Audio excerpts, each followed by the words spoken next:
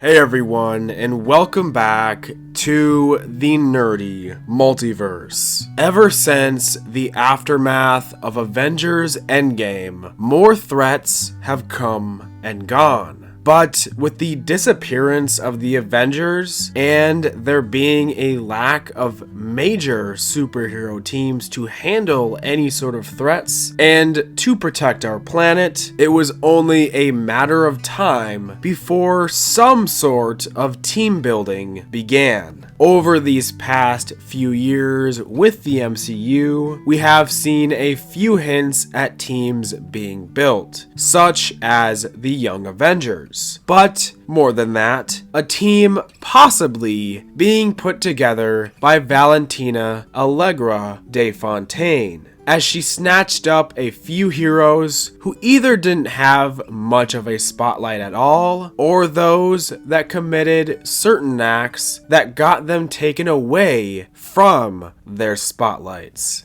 All the way from Ant-Man and the Wasp 7 years ago, we saw the introduction of the character of Ghost. And then there was the Black Widow film, which introduced us not only to the MCU's version of Taskmaster, but also Natasha Romanoff's father, the Red Guardian, as well as her sister, Yelena Belova. Then, of course, the MCU started producing television shows on Disney+, which is where we met the US agent in the Falcon and the Winter Soldier series. And of course, you cannot forget about Bucky, an OG to the MCU, being introduced all the way back in the First Avenger, and then being reborn as something new in the Winter Soldier. And with all of that being said, Marvel's newest film brings all of these characters together, along with some new ones to team up in the Thunderbolts. Most of the talk around this movie has been entirely positive,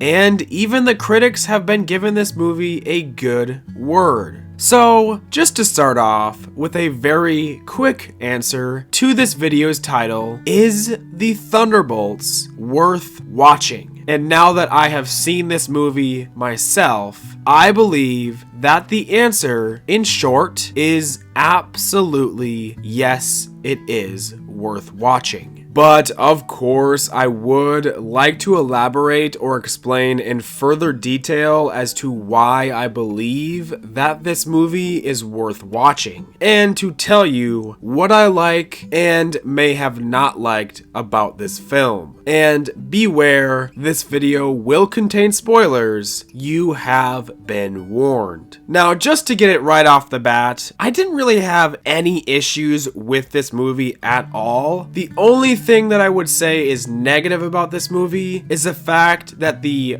first act feels a bit too slow, but other than that, I had zero issues. This movie, with the amount of characters in it, does a great job of exploring each member a bit more and developing them just enough to make them even more enjoyable than the first time that we saw them on the big screen or the television screen. Even if Yelena and Bob were the main focus of this film, they made Ghost even more enjoyable and developed her personality a lot more than what we saw in the Ant-Man and the Wasp. While of course, Red Guardian stands as the comedic relief. And you can just tell that David Harbour has so much fun in this role, taking John Walker to a whole different level in this as well. After seeing all of his struggles in the Falcon and the Winter Soldier series and in this movie, we can see why he fights like a more rage-filled version of Captain America, while also giving him a lot more emotion and personality in this film. And of course,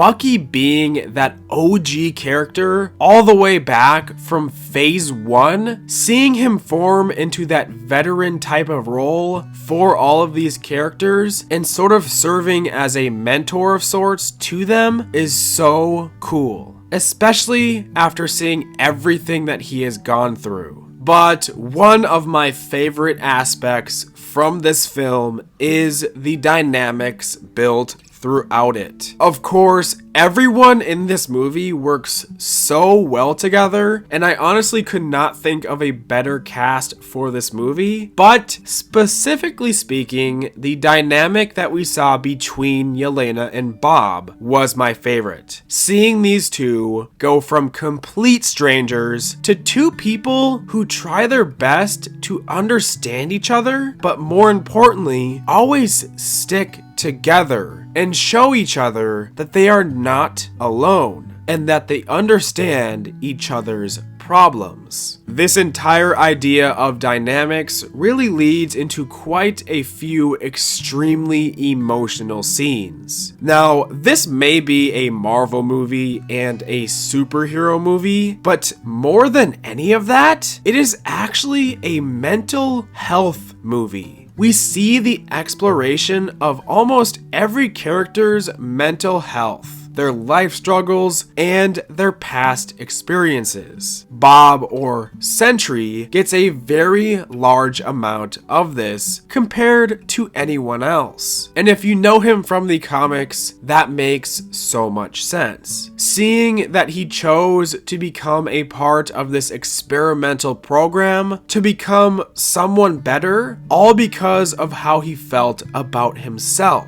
He previously suffered from addiction, and he suffers from depression. And the way that this film handled that is very refreshing. It was downright incredible, and honestly, shocking. Because in the past, the MCU has done a questionable approach when it comes to exploring a character's depression. These mental health aspects spread more into the character of Bob after he starts using his powers, as his darker side, known as the Void, ends up taking over, and he doesn't really become the full-hearted villain or antagonist because it is still their friend Bob, and they care for him. So this gives us a better look at some of Bob's backstory in the end, and man, did he have it rough. He was seemingly the scapegoat for his family, and of course, he suffered from addiction, but more importantly, suffering from what I suppose you can call his demons. The Void also brings out a lot of the other characters' mental health issues, specifically Yelena. Seeing some of her backstory and how much she regrets her past, even if she did not have a choice to do what she did. We also saw a little bit regarding John Walker's past and how his wife and child ended up leaving him because of his mental health fall. Yelena has a few conversations with Bob, as well as her own father, the Red Guardian, that are completely emotional and heart-wrenching. Yelena and Bob were very clearly the protagonists, at least more than the others in this film. And after watching, these two have skyrocketed up to some of my all-time favorite MCU characters now. And that is, of course, because of this movie's absolutely incredible character exploration and development. But also, of course, because of the actors' portrayals of these characters. Both of these characters are very different in their own right, but they both can be seen as very relatable, especially if you have gone through the same sort of things that they have in regards to mental health. By the end, Yelena ends up coming around with her battle with depression and loneliness by finding Bob and helping him out, giving them a chance to handle their problems together. because in reality, neither of them are truly alone. And that sort of brings us into that final battle, which is not the Thunderbolts versus Sentry, or even the Thunderbolts versus the Void. It's actually Bob versus the Void, as he battles that physical manifestation of his own depression. And the only way to have this battle conclude and to stop Bob from continuously beating down on himself, we see each member of the Thunderbolts team surround him, assure him that he is not alone, and just give him a simple hug. Some people may say that this is just them winning by the quote-unquote power of friendship, but if you really look into it, this is a very powerful message, and it extends into our own very real world itself. Sometimes people just need a hug. They can even save a life at times. And that is what we saw in this movie. We also saw how important it is to have people around you if you are struggling with these things. And it also shows you that it is important to be there for the people that you care about, or to be there even for a stranger. Having each member of the Thunderbolts let Bob lean on their shoulders, even if they aren't as close to him as Yelena was by the end, it is still such a powerful message in itself. But anyways, while still on that topic of Sentry, I thought that they executed his character so well. Of course, I already mentioned his character exploration, but when this guy gets suited up and starts to learn how to control his powers, it is absolutely insane. The Thunderbolts are forced to fight him at one point in this movie, and of course, they cannot do anything, which is obviously logical knowing the Sentry's power, but the way that they did it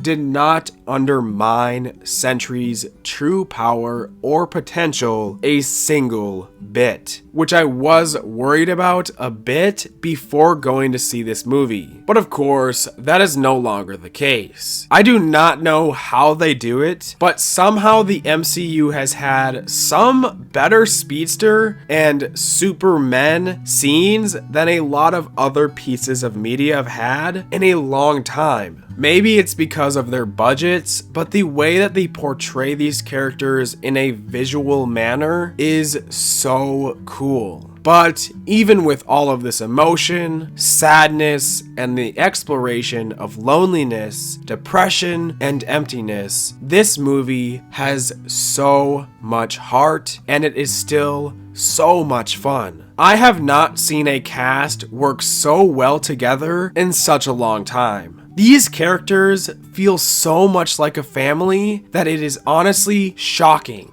Of course, you have certain characters who stand out more than others, but every character on this newly formed team is still so enjoyable and works so well with everyone else. With a band of misfits like the Thunderbolts, there was bound to be some comedic moments. And with the MCU, there has of course been a lot of unfunny and just blatantly corny comedy. But that is not the case with this film. It all feels so natural, and it's actually funny, especially the Red Guardian. Along with the comedy, the emotion, the characters, and even the super sick suit designs and upgrades, the action in this film is also another great aspect. I mentioned that Thunderbolts versus Sentry fight earlier. Even though it was not a fair fight in the slightest, the way that they executed that and all of the other action sequences was truly awesome.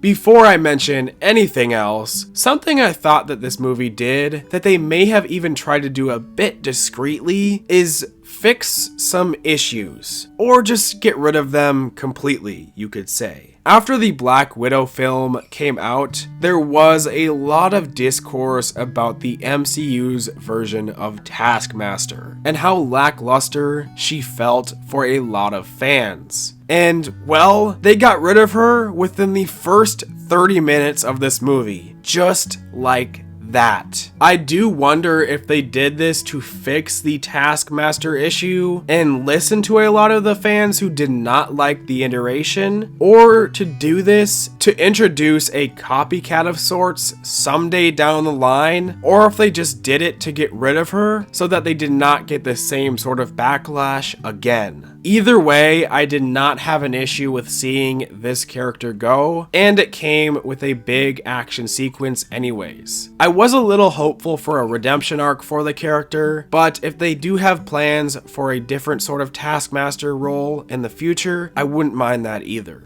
Now, when this movie hits its conclusion, we do learn that this team is no longer going to be called the Thunderbolts, but will now be known as the New Avengers. And that brings us into the end credit scene, which is actually the longest of the MCUs, as the team discusses their future, as Sam Wilson is at odds with them for their choice of the team name, and is copywriting them for it. But that does not stop them from continuing their work, at least for now, as their satellites start alerting them of a spaceship entering the planet's orbit. And that ship turns out to be none other than the Fantastic Fours, setting up and connecting this to Avengers Doomsday, while also telling us that somehow the Fantastic Four make it to the main universe at some point in their film that has yet to come out. But overall, the Thunderbolts was honestly a great watch. A very enjoyable superhero film with great characters, great relationships, and dynamics. Great action, good comedy, but most importantly, a film with a very deep message. And for a superhero film, I was pleasantly surprised by how well they handled tackling the topic of mental health. Florence Pugh and Lewis Pullman were easily the two standouts for me in this film, and their performances were truly extraordinary. But of course, every member of the cast did a great job regardless of standouts or not. I believe with all of the ups and downs in the MCU as of late, this movie brings in a lot of those older vibes and it feels refreshing. And it has left me very excited to see more of these characters on screen in the future. You could say that the future for this franchise is looking more fantastic after this film.